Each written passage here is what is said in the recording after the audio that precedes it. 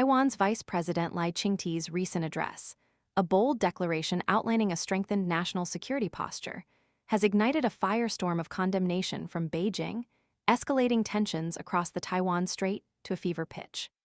Lai's speech, delivered following a high-level national security meeting, unveiled a series of proactive measures designed to counter what he termed China's escalating, gray zone attacks and insidious infiltration of Taiwanese society. The response from Beijing was swift and scathing, branding Lai a destroyer of cross-straits peace, a creator of crisis, and accusing him of recklessly pushing Taiwan towards the perilous brink of war. The core of Lai's strategy involves a multi-pronged approach to neutralize China's influence and safeguard Taiwan's sovereignty.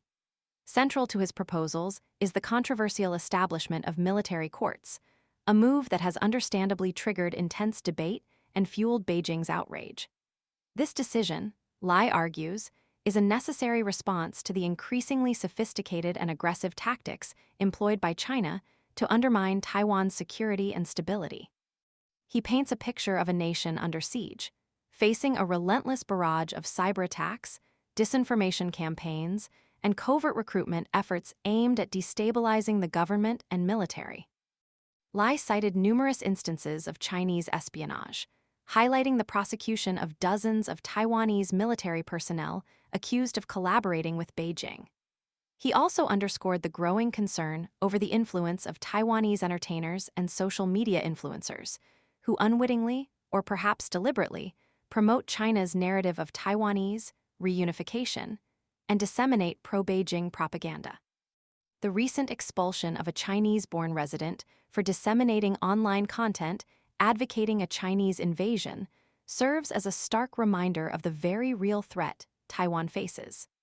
The incident underscores the government's determination to crack down on those actively undermining national security, regardless of their background or nationality.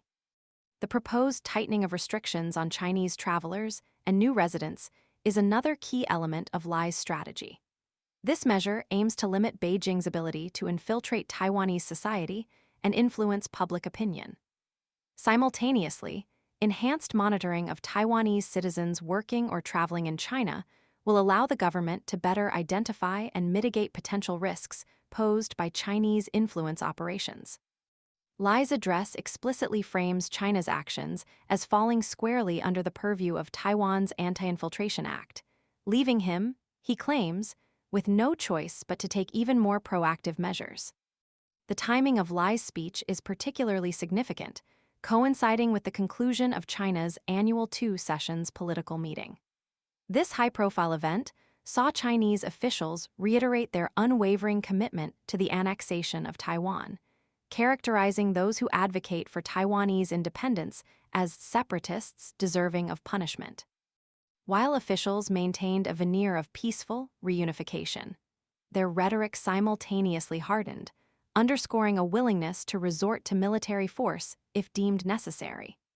This stark contrast between professed peaceful intentions and the underlying threat of military action serves to highlight the precariousness of the situation and the urgent need for Taiwan to bolster its defenses. Lai's announcement, therefore, represents not merely a response to immediate threats, but a fundamental shift in Taiwan's approach to China. It's a recognition that the gray zone warfare employed by Beijing demands a more proactive and assertive response. The establishment of military courts, while controversial, is presented as a vital tool to address the complexities of espionage and subversion in the digital age. The increased scrutiny of Chinese influence, both overt and covert, reflects a growing awareness of the insidious nature of Beijing's attempts to erode Taiwan's autonomy. The situation is fraught with tension and uncertainty. Lai's bold moves are likely to further inflame already strained relations with China, potentially leading to further escalation.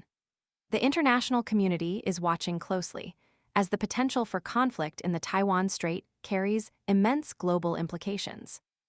Lai's speech, therefore, serves as a pivotal moment in the ongoing struggle for Taiwan's sovereignty, a stark reminder of the complexities and high stakes involved in navigating the increasingly perilous relationship between Taiwan and China. The coming months will undoubtedly be crucial in determining the trajectory of this volatile situation and the effectiveness of Lai's assertive new strategy. The international community must carefully consider the implications of this escalating crisis and actively engage in diplomatic efforts to de-escalate tensions and prevent a catastrophic conflict.